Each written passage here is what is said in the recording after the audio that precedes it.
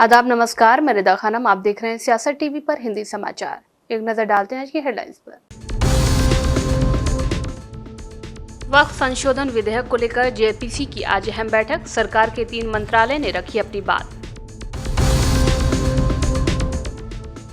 भाजपा नेता राम माधव का बड़ा आरोप, कहा चुनाव में एनसी-पीडीपी का खुलकर समर्थन कर रहे पूर्व आतंकवादी। महाराष्ट्र चुनाव पर संजय राउत की बड़ी भविष्यवाणी, सीएम चेहरे पर कहा जनता के मन में जो होगा उसे ही बनाया जाएगा सीएम। एक्टिविस्ट योगिता भयाना का बड़ा बयान, अश्लील फिल्मों की वजह से बढ़े रहे बॉलीवुड आइटम नंबर भी जिम्मेदार। क्या भाजपा छोड़ने की तैयारी में है अपर्णा यादव, सपा के दिग्गज नेता से किया संपर्क। राहुल गांधी की जम्मू कश्मीर को राज्य का दर्जा दिलाने के वायदे और फारूक अब्दुल्ला के साथ मीटिंग पर नीरज कुमार की प्रतिक्रिया। अमेरिका ने लगाया बड़ा आरोप, कहा कमला हैरिस को हराना चाहते हैं रूस के राष्ट्रपति। 10 सितंबर को होगी प्रेसिडेंशियल डिबेट। अब समाचार विस्तार से। वक्फ बोर्ड संशोधन विधेयक को लेकर संयुक्त समिति की आज अहम बैठक हुई। जेपीसी के अध्यक्ष भाजपा सांसद जगदम्बिका पाल ने बैठक से पहले कहा कि आज की बैठक में 3 मंत्रियों को बुलाया गया है। इसमें केंद्रीय शहरी विकास मंत्री, रेल मंत्री और परिवहन मंत्री शामिल हैं। ये तीनों मंत्री अपने अपने मंत्रालयों का वक्फ संपत्ति को लेकर प्रेजेंटेशन देंगे। भाजपा सांसद ने कहा कि हम सभी हिस्सेदारों से बातचीत कर रहे हैं। ज्वाइंट पार्लियामेंट्री कमेटी जो वक्फ अमेंडमेंट 2024 को सरकार ने रेफर किया है जेपीसी के लिए, उस पे आज जेपीसी की महत्वपूर्ण बैठक है, जिसपे हमने मिनिस्ट्री ऑफ अर्बन डेवलपमेंट, शहरी मंत्रालय, और ministry of railways, ministry of surface transport, क्योंकि बहुत सी ऐसी जगह हैं जहाँ से वक्फ की जहाँ है वहाँ पे रेलवे का या गवर्नमेंट प्रॉपर्टीज का है, तो उस पर आज प्रेजेंटेशन के लिए 3 महत्वपूर्ण मंत्रालयों को हमने बुलाया है, जो पूरे दिन बैठक चलेगी। अब तक किन किन हितधारकों से बात होगी, उन्होंने क्या क्या सुझाव दिए हैं? देखिए, काफी हितधारकों से बात हो रही है, वो मीटिंग के अंदर होती है, लेकिन हमारी कोशिश है कि हम ज्यादा से ज्यादा स्टेक होल्डर से बात करें, बाहर भी दिल्ली से निकल करके राज्यों में जा करके, क्योंकि सरकार ने अगर जेपीसी को रेफर किया है तो हमारा उद्देश्य ये है कि एक ऐसा बिल लेकर के आए जो वक्फ का जो पर्पज है, चाहे रिलीजियस हो, चाहे पॉयस हो, चाहे चैरिटेबल हो, उसका गरीबों को, अल्पसंख्यकों को, महिलाओं को, खवातीन को, बच्चों को एजुकेशन हेल्थ के लिए मिल सके। भारतीय जनता पार्टी के पूर्व राष्ट्रीय महासचिव राम माधव लाल चौक से पार्टी उम्मीदवार एजाज हुसैन के नामांकन में शामिल हुए। इस दौरान उन्होंने नेशनल कॉन्फ्रेंस और पीडीपी पर जम्मू कश्मीर विधानसभा चुनाव में पूर्व आतंकवादियों का समर्थन लेने का आरोप लगाया। साथ ही कहा कि दोनों पार्टियां केंद्र शासित प्रदेश को फिर से मुश्किलों भरे दौर में वापस ले जाना चाहती हैं। साथ ही आपको बता दें कि अभी हाल ही में राम माधव को बीजेपी ने जम्मू कश्मीर के लिए चुनाव प्रभारी नियुक्त किया। उन्होंने कहा है कि अब्दुल्ला और मुफ्ती परिवार को बाहर का रास्ता दिखाने की जरूरत है। बीजेपी नेता ने कहा है कि नेशनल कॉन्फ्रेंस और पीपुल्स डेमोक्रेटिक पार्टी का पूर्व नेता आतंकवादी खुलेआम प्रचार कर रहा है। लोगों को उन पार्टियों को हराना होगा जो जम्मू कश्मीर को पुराने दौर में वापस ले जाना चाहती है, और नए नेतृत्व का समर्थन करना होगा जो शांति और प्रगति चाहता है। मीडिया से बातचीत के दौरान नेशनल कॉन्फ्रेंस और पीडीपी के घोषणा पत्र का जिक्र करते हुए राम माधव ने कहा है कि दोनों क्षेत्रीय दल जम्मू कश्मीर को पुराने और समस्याग्रस्त समय में वापस ले जाना चाहते हैं। उन्होंने कहा है कि कश्मीर घाटी में नई पार्टियां और नए नेता उभरेंगे, वहीं जम्मू क्षेत्र में बीजेपी शांति और विकास की प्रतिनिधि के रूप में उभरेगी। जम्मू कश्मीर में बीजेपी के नेतृत्व में ही सरकार बनेगी। वहीं जब राम माधव से युवा चेहरों को मैदान में उतारे जाने को लेकर सवाल किया गया तो उन्होंने कहा है कि जम्मू कश्मीर के लोगों की रणनीति है, क्योंकि वो नया नेतृत्व चाहते हैं। बड़ी संख्या में युवा आगे आ रहे हैं, उनका समर्थन किया जाना चाहिए। जम्मू कश्मीर जो 2 परिवारों की गिरफ्त में फंसा हुआ है, उन 2 परिवारों को बाहर का रास्ता दिखाने की जरूरत है। महाराष्ट्र में विधानसभा चुनाव से पहले महाविकास अघाड़ी में मुख्यमंत्री चेहरे पर घमासान छिड़ा हुआ है। इस बीच अब उद्धव ठाकरे की शिवसेना यूबीटी ने भी अपना रुख साफ कर दिया है। शिवसेना यूबीटी के राज्यसभा सांसद संजय राउत ने कहा कि जनता के मन में जो चेहरा है, जनता उसे ही मुख्यमंत्री बनाई। पवार साहब की बात पूरी तरह से सही है। कौन कितनी सीटें जीत रहा है ये बाद में तय होगा, लेकिन ये तय है कि एमवीए को बहुमत मिल रहा है। हमारा पहला काम है इस भ्रष्ट सरकार को हटाना। जनता के मन में जो चेहरा है, जनता उसको मुख्यमंत्री बनाएगी। बात ऐसी है, पवार साहब की बात 100% ठीक है। 3 पार्टी की सरकार है, महाविकास आघाड़ी है। कौन कितनी सीटें जीतता है बाद में तय किया जाएगा, लेकिन हमको बहुमत मिल रहा है महाविकास आघाड़ी को, और हमारा सबसे पहला काम है ये भ्रष्ट सरकार को हटाना। हम मुख्यमंत्री के बारे में कभी भी चर्चा कर सकते हैं। हिमाचल प्रदेश सरकार में लोक निर्माण मंत्री विक्रमादित्य सिंह ने असदुद्दीन ओवैसी के बयान पर पलटवार किया है। सिंह ने कहा कि हिमाचल प्रदेश में नफरत नहीं बल्कि मोहब्बत की दुकान है, यहाँ किसी के लिए नफरत नहीं है। उन्होंने कहा कि हिमाचल प्रदेश की राजधानी शिमला के संजौली इलाके में मस्जिद का जो मामला है उसमें कानूनी कार्रवाई के मुताबिक होगी। हिमाचल प्रदेश में कानून का राज है और यहाँ कार्रवाई कानून के मुताबिक ही होती है। देखिए, ऐसा कुछ काफ़ी दिनों से शिमला के अंदर और पर्टिकुलरली संजौली में एक मस्जिद के बनाने का विषय जो है वो तूल पकड़ रहा है। कई मीडिया में भी आया है, सोशल मीडिया में भी आया है, और कुछ उसमें जो समाज के लोग हैं उन्होंने उसके ऊपर टिक्का टिप्पणी भी करी है। तो उसमें मैं तो ये कहूँगा कि सरकार द्वारा कार्रवाई जहाँ तक उसके स्ट्रक्चर के इलीगैलिटी की है उसके ऊपर जो है वो कार्रवाई करवाई जा रही है। अभी तो क्योंकि ये मैटर म्यूनिसिपल कॉरपोरेशन के जो कमिश्नर है शिमला के, उनके अधीन है, विचाराधीन है, काफ़ी लंबे समय से वहाँ पर पेंडिंग है। तो उसमें कितना स्क्वायर फुट अलाउड है, कितनी परमिशन उसमें ली गई है और कितनी नहीं ली गई है, वो तो वहीं पर ही उसका तय होगा अल्टीमेटली कि व्हाट इज़ द डिसीजन, और उसके बेसिस पर गवर्नमेंट एक्ट करेगी। अगर इलीगल है तो निश्चित तौर से उसके ऊपर कार्रवाई करवाई जाएगी, इसका मैं पूरा विश्वास दिलाना चाहता हूं। और जहां तक इमिग्रेंट्स की बात है, ये निश्चित तौर से एक चिंता का विषय है हिमाचल प्रदेश के लोगों के लिए कि बाहर से, खास करके उत्तर प्रदेश से कुछ समुदाय के लोग हिमाचल में आए हैं और यहाँ पे लॉ एंड ऑर्डर की थोड़ी सी प्रॉब्लम्स भी उसमें क्रिएट हुई है, मगर पुलिस उसमें अपनी कार्रवाई कर रही है। मुख्यमंत्री जी ने सख्त आदेश जो है वो डीजीपी को और सुपरिटेंडेंट ऑफ पुलिस को शिमला को दिए है कि any kind of untoward activity और कोई भी ऐसा कोई माहौल बिगड़े ना, उसके लिए पुलिस पूरे तरीके से सतर्क है। मगर हमें जो है इस चीज़ को भी ध्यान में रखना है कि किसी का भी कोई सेंटिमेंट्स हर्ट ना हो।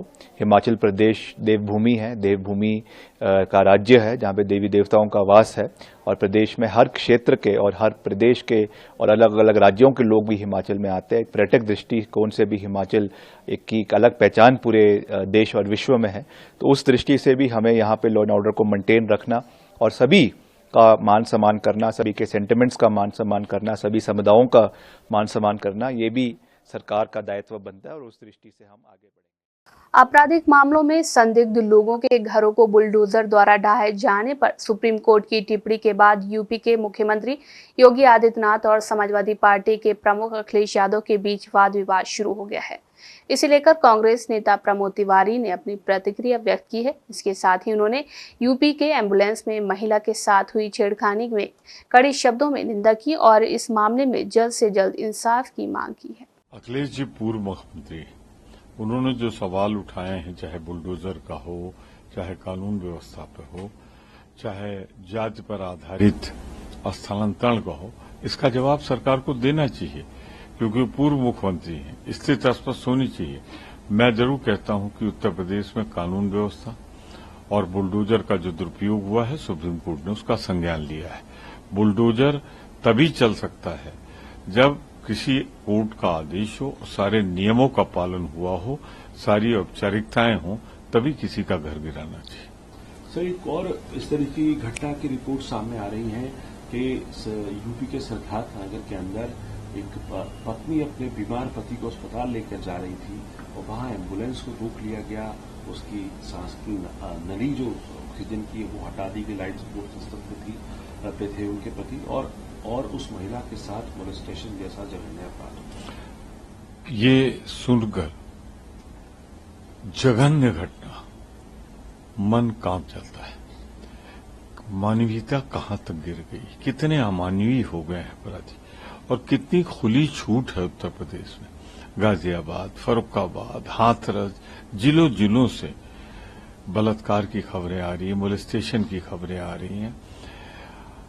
एम्बुलेंस एम्बुलेंस में पति को लगी हुई ऑक्सीजन की नली निकाल दी जाती है, विवश किया जाता है महिला को, उस पर सेक्सुअल असॉल्ट होता है।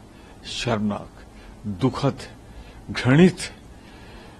जो भी अपराधी हो उनके खिलाफ कठोरतम कार्रवाई होनी चाहिए और जल्दी होनी चाहिए। ये तो इंसानियत को शर्मिंदा करने वाला कोलकाता में महिला डॉक्टर के साथ हुए जघन्य अपराध के बाद देश में आक्रोश फैला हुआ है। लोग जल्द से जल्द न्याय की मांग कर रहे हैं। देश में बढ़ रहे रेप के मामले लगातार बढ़ रहे हैं। देश में महिला सुरक्षा को लेकर अब सवाल भी उठ रहे हैं।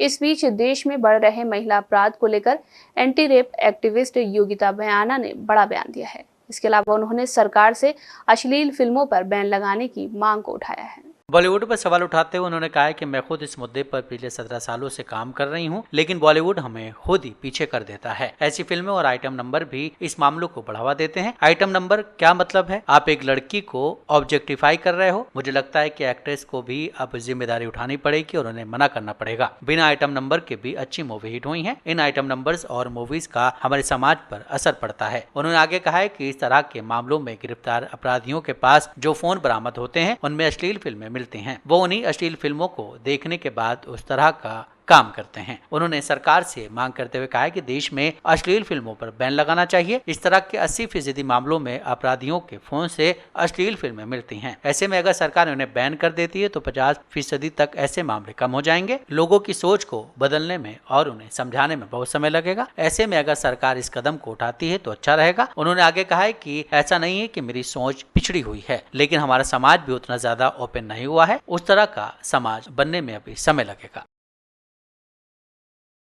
हरियाणा में 5 अक्टूबर को होने वाले विधानसभा चुनाव के लिए भाजपा ने पहली लिस्ट में 67 उम्मीदवारों को टिकट दिया है। टिकट देने से पहले पार्टी ने काफी मंथन किया, तब जाकर नामों पर मुहर लग सकी। भाजपा ने कई मौजूदा विधायकों और मंत्रियों के टिकट भी काटे और कई समीकरण साधे, तब जाकर उम्मीदवारों के नाम तय हो पाए हैं। भाजपा की इस लिस्ट में कई संदेश छिपे हुए हैं। भाजपा ने 17 विधायकों और 8 मंत्रियों पर फिर से भरोसा जताया है। भाजपा ने पहली लिस्ट में जाति समीकरण पर पूरा ध्यान दिया। यही वजह है कि जाट समुदाय के 13 उम्मीदवार, ओबीसी के 9 उम्मीदवार, दलित समुदाय के 13 प्रत्याशियों और वैश्य समुदाय के 5 उम्मीदवार और 9 ब्राह्मण उम्मीदवारों को चुनावी मैदान में उतारा है। अपने राष्ट्रीय नेतृत्व का और प्रदेश नेतृत्व का, आदरणीय नरेंद्र मोदी जी देश के प्रधानमंत्री का, हमारी पार्टी के राष्ट्रीय अध्यक्ष आदरणीय जगत प्रकाश नड्डा जी का, हमारे गृह मंत्री आदरणीय अमित शाह जी का, प्रदेश के मुख्यमंत्री भाई नायब सिंह सैनी जी का और प्रदेश के भारतीय जनता पार्टी के अध्यक्ष आदरणीय मोहन लाल खट्टर जी का बहुत बहुत आभार व्यक्त करता हूं, बहुत बहुत धन्यवाद करता हूं कि उन्होंने चौथी बार मुझ में विश्वास व्यक्त किया है। और मैं आपके माध्यम से उनको विश्वास दिलाना चाहता हूं कि मैं उनकी उम्मीदों पर, जो उन्होंने मुझ में विश्वास व्यक्त किया, उस पर खरा। हरियाणा की राजनीति में इस वक्त बड़ा उलटफेर देखने को मिल रहा है। पूर्व मंत्री कर्णदेव कंबोज ने भाजपा से इस्तीफा दे दिया है। इंद्री विधानसभा से 2014 में विधायक रह चुके कंबोज ने भाजपा पर गंभीर आरोप लगाते हुए कहा कि पार्टी अब अपने मूल सिद्धांतों से भटक गई है और वफादार कार्यकर्ताओं को नजरअंदाज कर गद्दारों को तवज्जो दे रही है। कंबोज वर्तमान में भाजपा ओबीसी मोर्चा हरियाणा के प्रदेश अध्यक्ष थे। उन्होंने इंद्री से टिकट न मिलने के बाद भाजपा के सभी पदों से इस्तीफा दे दिया है।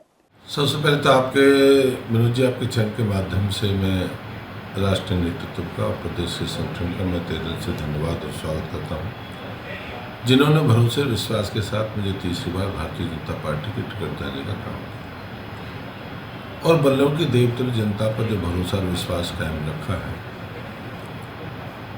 और बल्लभ के लोगों को मैं धन्यवाद करता हूँ। उन्हें 2 बार मुझे विधायक गया और तीसरी बार परीक्षा में बैठे हैं और मानता हूं कि जो राष्ट्रीय नेतृत्व ने भरोसा दिया उसमें हम बल्लभ की जनता खरा उतरने का प्रयास करें। मंत्री जी, अपना मूलचंद जी 10 साल एमएलए और मंत्री रहे आप। इन 10 सालों में ऐसा कौन सा काम रह गया है जो आपने छोड़ दिया है? आपके बारे में ये कहते हैं कि आपने तो भरपूर काम किया है, कौन सा रह गया है काम? काम रहा नहीं, जो काम बचे हुए हैं उन सभी कामों को गति देने का हम काम करेंगे। जो काम हमारे चल रहे हैं, जो पाइपलाइन में हैं, काम बचा नहीं, उनको गति देनी है, उनको समय पर पूरा कराना है। कुछ काम और भी बाकी हैं, जिस समय के हिसाब से जो काम रहेंगे उनको पूरा करेंगे और राजा नाहर सिंह की ऐतिहासिक नगरी को सुंदर बनाने का हम काम करेंगे। और मैं मान के चलता हूँ आपके चैनल बातें 2014 से पहले का बजट देखना और 2014 के बाद का। आप तो कोई छुपा तो है नहीं, आप तो गूगल से सब कुछ मिलता है, आप गूगल पे जानकारी आपको शिक्षा के क्षेत्र की बात करें। हरियाणा में विधानसभा चुनाव के लिए आज से नामांकन की प्रक्रिया शुरू हो गई है। प्रतिदिन सुबह 11 बजे से लेकर दोपहर 3 बजे तक नामांकन जमा किए जा सकेंगे। नामांकन के पहले दिन जननायक जनता पार्टी के नेता और पूर्व डिप्टी सीएम दुष्यंत चौटाला आज नामांकन दाखिल करेंगे। इसकी जानकारी उन्होंने खुद अपने सोशल मीडिया हैंडल एक्स पर पोस्ट करके दी थी। इसके साथ ही दुष्यंत चौटाला ने कांग्रेस और भाजपा पर हमला भी बोला। उन्होंने कहा कि वो इस चुनाव में विरोधियों को भरम तोड़ देंगे। उम्मीदवार ऑनलाइन या ऑफलाइन दोनों मोड में नामांकन जमा करवा सकते हैं। देखो, आज शुभारंभ श्री गणेश है और ये हरियाणा की तस्वीर और युवा नेतृत्व की राह चुनेगा। आजाद समाज और जननायक जनता पार्टी मिलकर प्रदेश को युवा सरकार भी देगी और बदलाव की राह भी रखेगी। कांग्रेस और आम आदमी पार्टी की अलायंस की अटकलें बनी हुई है, क्या कहेंगे? देखिए, होता है नहीं होता, समीकरण तो उसके बाद बढ़ेंगे और 12 तारीख के बाद ही क्लियर परिस्थिति आएगी कौन मैदान में है, कौन मैदान से बाहर है। यूपी के आगामी उपचुनाव पर कांग्रेस प्रदेश अध्यक्ष अजय राय ने कहा कि हम साथ मिलकर चुनाव लड़ेंगे और सभी सीटें जीतेंगे। यूपी के मुख्यमंत्री योगी आदित्यनाथ की बुलडोजर टिप्पणी पर अजय राय ने कहा कि ये बहस यहीं खत्म होनी चाहिए। उन्होंने कहा कि बुलडोजर तोड़ने के लिए है, हम यहाँ सामूहिकता को बढ़ावा देने के लिए हैं। माननीय सर्वोच्च न्यायालय ने इस पर निर्णय दे दिया, अब ये चर्चा बंद होनी चाहिए और बुलडोजर का कोई स्थान नहीं है समाज में। बुलडोजर तोड़ने का काम करता है, हम सब लोग जोड़ने वाले लोग हैं, गांधीवादी सोच के लोग हैं, हम जोड़कर आगे लेकर चलेंगे और बुलडोजर की ये जो परंपरा जो चली आ रही है सब खत्म हो और प्यार का जो मोहब्बत की दुकान है वो आगे बढ़े, एक दूसरे को गले लगा कर लोग आगे काम करें, ये हम सब लोगों का सुझाव है, हम लोगों की सोच है। अखिलेश यादव जी ने तो उनको ऑफर दे दिया कि बीजेपी छोड़कर बुलडोजर के चुनाव चिन्ह पर चुनाव लड़े। मैंने कहा कि बुलडोजर की जो ये चर्चा चल रही है ये बंद होनी चाहिए और प्यार और मोहब्बत की चीजें चलनी चाहिए, मैं यही कहना चाहूँगा। उपचुनाव को लेकर क्या रणनीति है कांग्रेस पार्टी की, किस तरह से उपचुनाव मिलकर लड़ेंगे और 10 की 10 जीतेंगे डंके की चोट पर भारतीय जनता पार्टी और भारतीय जनता पार्टी की नेता अपर्णा यादव एक बार फिर से समाजवादी पार्टी का रुख कर सकती हैं। साल 2022 के विधानसभा चुनाव से पहले भाजपा में शामिल हुई अपर्णा को बीते दिनों ही महिला आयोग का उपाध्यक्ष नियुक्त किया गया था। सूत्रों का दावा है कि महिला आयोग में उपाध्यक्ष पद से अपर्णा नाराज है। सूत्रों का दावा है कि अपर्णा महिला आयोग के उपाध्यक्ष की जिम्मेदारी संभालने को तैयार नहीं है। सूत्रों के मुताबिक अपर्णा चचा शिवपाल के जरिए सपा के संपर्क में। सूत्रों के मुताबिक 2.5 साल की मेहनत और विरासत के मुताबिक पद नहीं मिला। अपर्णा पहले भी अखिलेश यादव, डिम्पल यादव के खिलाफ बोलने से बचती आई हैं। शुरू से ये अपर्णा जब से बीजेपी में आई हैं तब से उन्होंने कभी सपा मुखिया और यादव परिवार के खिलाफ तीखा हमला नहीं किया है। सपा ने भी कभी अपर्णा पर हमला नहीं बोला है। उम्मीद की जा रही थी कि अगर अपर्णा बीजेपी में जाएंगी तो वो सपा के खिलाफ बोलेंगी। शायद इसी वजह से उन्हें कभी बड़ी जिम्मेदारी नहीं मिली। बीजेपी के सूत्रों का दावा है कि अपर्णा उनको उनके कद के मुताबिक जिम्मेदारी नहीं दी गई, इस वजह से बीजेपी छोड़ना चाह रही है। हालांकि बीजेपी की तरफ से मान मनोबल का कार्य जारी है। केंद्रीय मंत्री नित्यानंद राय ने आज बिहार के पूर्व डिप्टी सीएम तेजस्वी यादव के कानून व्यवस्था पर दिए गए बयान को लेकर उनकी आलोचना की और कहा कि यह आरजेडी की परंपरा है। नित्यानंद राय ने कहा कि इसका मतलब है कि तेजस्वी यादव के कार्यकर्ता उनके नेतृत्व में गुंडागर्दी कर रहे हैं। ये आरजेडी की परंपरा बन गई है। तेजस्वी यादव कुछ भी कहें, लेकिन वे खुद इस गुंडागर्दी का नेतृत्व करते हैं। इसका मतलब है कि उद्दंडता उनके कार्यकर्ता उन्हीं के नेतृत्व में करते आ रहा है। यह आरजेडी का संस्कार बन चुका है। उद्दंडता छोड़ दे, आरजेडी के कार्यकर्ता रंगदारी छोड़ दे, अपराधियों को संरक्षण देना छोड़ दे, अपराधी प्रवृत्ति को छोड़ दे, यह संभव नहीं है। उनकी वह परंपरा संस्कार बन चुका है और कभी भी आरजेडी के लोग ना उद्दंडता छोड़ने वाले हैं और ना बिहार के विकास से मतलब रखने वाले हैं। और तेजस्वी जी जो भी कह ले, तेजस्वी जी ही उस उद्दंडता का नेतृत्व करते हैं, तो क्या किसी को सीख देंगे। कांग्रेस पार्टी के नेता राहुल गांधी ने जम्मू कश्मीर में असेंबली इलेक्शन जीतने पर राज्य का दर्जा दिलाने का वायदा किया है, जिस पर जेडीयू नेता नीरज कुमार ने अपनी प्रतिक्रिया दी है। इसके साथ ही उन्होंने फारूक अब्दुल्ला के साथ मीटिंग पर भी अपने विचार रखे। माननीय राहुल गांधी जी कांग्रेस पार्टी के वरीय नेता हैं, उनको अपनी बात जनता के बीच जो विधानसभा चुनाव है उसमें अपनी बात कहने का अधिकार है, लेकिन महत्वपूर्ण पक्ष है कि इस गुनाह को भी तो कबूल करिए कि जम्मू कश्मीर के लोगों की भावनाओं पर लगातार चोट करते हुए, संवैधानिक प्रावधानों का उल्लंघन करते हुए कांग्रेस पार्टी ने अपने शासन काल में जिस ढंग से जम्मू कश्मीर के साथ व्यवहार किया, जिसके चलते जम्मू कश्मीर देश का मुकुट है और उस मुकुट की रक्षा के लिए देश का पुरुषार्थ खड़ा रहता है। गुनाह कबूल करिए, मांग करने का तो आपको अधिकार है। आरजेडी नेता शक्ति सिंह यादव ने कहा कि राज्यों को केंद्र शासित प्रदेशों में बदलना लोकतांत्रिक तरीका नहीं है। जम्मू कश्मीर पहले से ही एक राज्य था, लेकिन आपने उसके 2 टुकड़े कर दिए और इसके बाद इसे केंद्र शासित प्रदेश माना जा रहा है, जो उचित नहीं है। जम्मू कश्मीर को जो राज्य का दर्जा पहले मिला हुआ था वही मिलना चाहिए। इस तरह की मानसिकता भाजपा द्वारा नफरत फैलाने के लिए अपनाई गई है, जो लोकतंत्र के लिए शुभ संकेत नहीं है। राज्यों को केंद्र शासित राज्य में तब्दील करना ये लोकतांत्रिक तरीका नहीं हो सकता। जम्मू कश्मीर पहले से राज्य था, लेकिन आपने जम्मू कश्मीर को 2 टुकड़े कर दिए। तो 2 टुकड़े करने के बाद आप चाहते हो कि उसमें हम सीधे तौर पर केंद्र शासित प्रदेश मान लें, तो ये उचित नहीं है। उसकी स्वतंत्रता होनी चाहिए और राज्य का जो दर्जा पहले था वो राज्य होनी चाहिए। और इस तरह के मानसिकता अगर भारतीय जनता पार्टी ने नफरत का लाया है तो ये लोकतंत्र के लिए शुभ संकेत नहीं है। क्यों डर क्या लग रहा है भारतीय जनता पार्टी को? राज्य का दर्जा पहले था नहीं क्या? राज्य था नहीं क्या जम्मू कश्मीर? आप उसको राज्य का दर्जा अगर दोगे, लोकतांत्रिक तरीके से लोग चुनेंगे, सरकार अपनी बनाएंगे, लोक हित में काम करेगा, तो आप क्या चाहते हो कि देश में तानाशाह थोपते रहें और पॉलिटिकल पार्टियां चुप्पी साधे रहें? अमेरिका में 5 नवंबर को राष्ट्रपति के चुनाव होंगे। कमला हैरिस और डोनाल्ड ट्रंप में कांटे की टक्कर है। वोटरों को लुभाने के लिए अमेरिका में प्रचार भी जोरों पर है, लेकिन इस समय एक खबर भी काफी चर्चा में है। खबर है कि रूस अमेरिका के चुनाव प्रभावित करना चाहता है। वो कमला हैरिस को हराना चाहता है। अमेरिकी राष्ट्रपति जो बाइडेन के प्रशासन ने पुतिन पर चुनाव में हस्तक्षेप करने और प्रभावित करने का आरोप लगाया है। हालांकि रूस ने इसे बेतुका बयान बताया। दरअसल इंटरनेशनल मीडिया में ऐसी खबरें छपी थी कि रूस अमेरिकी राष्ट्रपति चुनाव के लिए रिपब्लिकन उम्मीदवार डोनाल्ड ट्रंप को पसंदीदा उम्मीदवार मानता है। इसके बाद बाइडेन प्रशासन एक्शन में आया। खुफिया निदेशक कार्यालय के मुताबिक कहा गया है कि रूस अमेरिकी चुनाव में असर डालने की कोशिश कर रहा है। क्रेमलिन से जुड़े समूह डिजिटल प्रचार प्रसार कर रहे हैं। खुफिया एजेंसी पहले भी रूस पर चुनाव में हस्तक्षेप के लिए गलत सूचना फैलाने का आरोप लगा चुका। अमेरिका के इस आरोप के बाद रूस ने भी बयान जारी किया है। रूसी विदेश मंत्रालय ने अमेरिका के इन आरोपों को खारिज किया है। रूस ने कहा है कि ये सभी बेतुकी बातें हैं। वहीं अमेरिका के चुनाव में ट्रंप के लिए जीत दिलाने में रूस की कोई रुचि नहीं है। एक सांसद ने कहा है कि रूस पर लगाए जा रहे आरोप बेतुके हैं। डोनाल्ड ट्रंप पहले ही व्हाइट हाउस में रह चुके हैं और उनके साथ रूस काम कर चुका है, जो सबसे बुरे 4 साल थे। सरकारी मीडिया ने भी कहा है जो बातें की जा रही वो एक मजाक है। साथ ही आपको बता दें कि जो बाइडेन और डोनाल्ड ट्रंप में प्रेसिडेंशियल डिबेट के बाद ट्रंप की जीत की उम्मीदें जताई जाने लगी थी। बाद में जो बाइडेन ने चुनाव न लड़ने का फैसला किया और कमला हैरिस को आगे किया। वहीं अमेरिका में 5 नवंबर को चुनाव होंगे। उससे पहले 10 सितंबर को कमला हैरिस और डोनाल्ड ट्रंप के बीच आखिरी प्रेसिडेंशियल डिबेट होनी है। इससे अंदाजा लगाया जाएगा कि चुनाव में कौन किस पर भारी है। हिंदी समाचार बस यही समाप्त होता है। मुझे दें इजाजत। बाकी खबरों के लिए बने रहें सियासत टीवी के साथ।